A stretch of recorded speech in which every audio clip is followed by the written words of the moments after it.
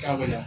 बात पता है भाई, मिल रहे यहाँ पे लोगों को गन्ने भुगतान का क्या यहाँ पे व्यवस्था हो रही इनकी, बिजली की क्या समस्या है, क्योंकि बागपत ऐसा जिला है कि जो पूरे प्रदेश में बिजली के सबसे ज्यादा रेट देता है।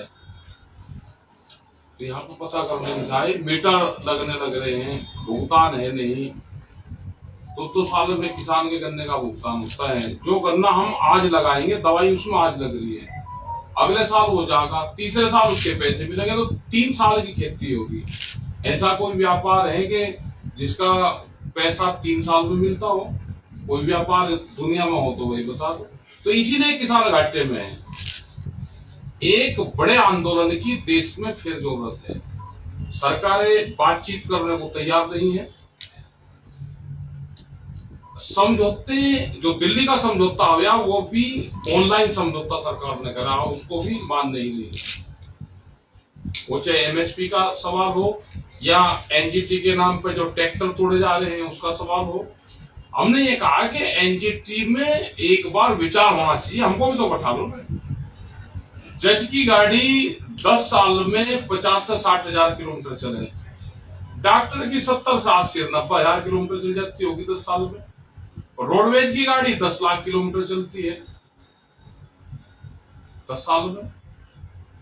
और किसान का ट्रैक्टर, जज की गाड़ी, डॉक्टर की गाड़ी एक कैटेगरी में आती है।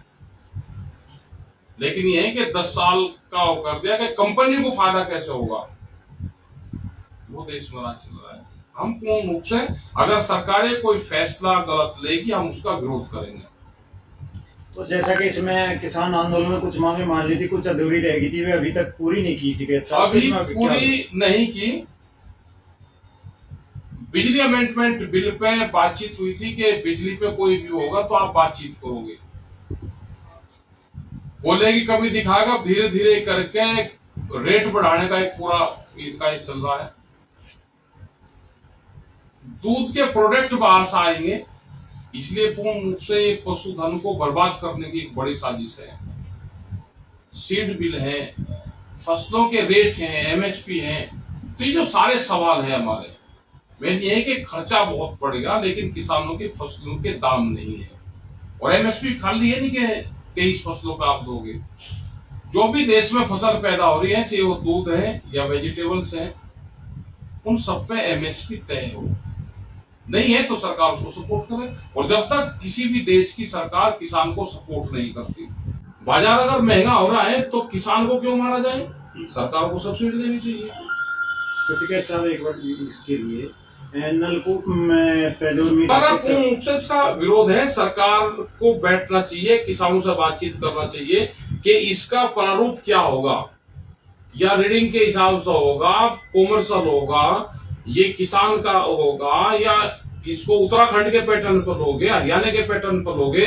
अपनी घोषणा पत्र में फ्री बिजली देने की बात करी, मीटर लगा के बिजली फ्री दोगे, उसको यूनिटें फ्री रहेंगी, तो इसका किसान को कुछ नहीं पता। भी हम पूर्ण रूप से इसका विरोध करते हैं। साहब, ये टेंडर हो चुके हैं मीटर लगाने के नलकूप पे, क्या भारतीय किसान पूर्ण रूप से हमारा विरोध है। जब तक बातचीत ना हो, मीटर लगने नहीं लगने, दूसरे स्टेट की क्या पॉलिसी है, हरियाणा में इन्हीं की सरकार है, वो फ्री बिजली दे रही, यहाँ का किसान तो 175 रुपया रेट ले रहा था।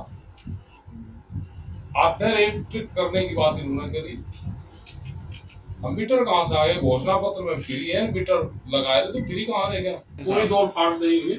संगठन के कुछ लोग थे, वे विचारधारा से भिन्न थे, उनको निकालने अपना अलग संगठन। आपका क्या स्टैंड होगा इसमें? नहीं, वे भी अलग हुए। जब अलग हो गए तो निकालना भी उनको दोनों चीजें। हमने उनको मनाने की वो करी, लेकिन उन पर क्या प्रेशर था, क्या वो है, तो अलग चले कि अपना अपना काम करो। वे भी किसान संगठन नाम इसी नाम से बना है, उन्हें भी अपना काम करें। और जनता की बहुत समस्या है, उस पर काम करना चाहिए सबको। बहुत संगठन देश में 550 किसान संगठन संयुक्त मोर्चे में, तो अलग अलग उसमें अलग अलग लोग अपना काम कर रहे हैं। तो जो भी संगठन बन रहे सबको काम करना चाहिए। क्या संयुक्त मोर्चा का अगला कदम क्या होगा? अभी तक पूरी नहीं है संयुक्त मोर्चे की मीटिंगें होंगी अब, क्योंकि अभी इलेक्शन चल रहे थे सब जगह। और भारत सरकार से यह है कि भारत सरकार इन सारे मुद्दों पे बातचीत करे। संयुक्त मोर्चे का जो भी कदम होगा वो बताएंगे और सरकार से और हर स्टेट की गवर्नमेंट से हम बातचीत करेंगे। हमारा ये नहीं कि यहाँ पे किसी एक पार्टी की सरकार है और हम दूसरी जगह नहीं कर रहे। हम राजस्थान में भी गए, वहां पे किसी किसान की जमीन नीलाम हुई, 7 लाख रुपए के कर्जे में 10 एकड़ जमीन, उसकी करीब 60 बीघे जमीन नीलाम हुई। तो वहां पे गए, वो पूरी पॉलिसी उनकी खत्म करवाई, वो नीलामी खत्म करवाई। छत्तीसगढ़ में गए तो नया रायपुर बसरा है, वहां पर राजधानी बना रहे हैं, वहां पे गए और 27 गांव का जो आंदोलन चल रहा है उसको समर्थन दिया। उसके बीच में गए, सस्ती जमीन देश में किसान की नहीं लूटने देंगे। मुझे हरियाणा के बिजली के पोल कटने का मामला हो, असंध में वहां पे भी आंदोलन चल रहा है। तो जो भी देश में घटनाक्रम होगा, वो कोई भी पार्टी की सरकार हो, अगर वो गलत फैसले लेगी तो मूवमेंट होगा। ये तो इनके इश्यू है भाई, ये तो इनका इश्यू है, तो पॉलिटिकल इश्यू है, हमारा इसमें ज्यादा। तो इसमें देश प्रभावित हो रहा है, सब लोग। हाँ, तो देश तो प्रभावित हो ही रहा भाई। यहाँ पे कोई विकास के काम पर थोड़ा बहुत हो रही भाई। मंदिर तो हमारे हर गांव में बने हुए हैं, मंदिर मस्जिद तो हर गांव में है बने हुए हैं। ये तो चलो कोई बातें तो ठीक है कि भाई आवाज हो रही, वो तो डिस्टर्ब करते हैं, वो मंदिर हो चाहे मस्जिद हो, वे तो है अपने भाई उसमें करा लो, जनसंख्या में इनको करना चाहिए, उस पर करने दे। ये ठीक है क्या कि ये एक मस्जिद वहां पे बनी हुई है, पहले वहां मंदिर बताया जा रहा है?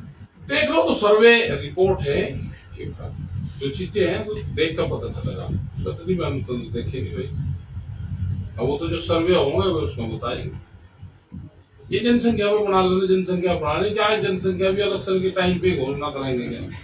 उत्तर प्रदेश, हरियाणा और कई स्टेट में इनकी सरकार है जहाँ पे बिजली फ्री है। उत्तर प्रदेश में सबसे महंगी बिजली, अभी उन्होंने करा है कि हम आधे रेट लेंगे, 175 रुपए का रेट था, आधे रेट पे भी, उसके बाद में भी मीटर लगा दे। देश के किसानों को जागना पड़ेगा। उसे आदिवासी का मामला हो, उनके भी बड़े आंदोलन चल रहे हैं, मजदूर का है, देश में नौजवान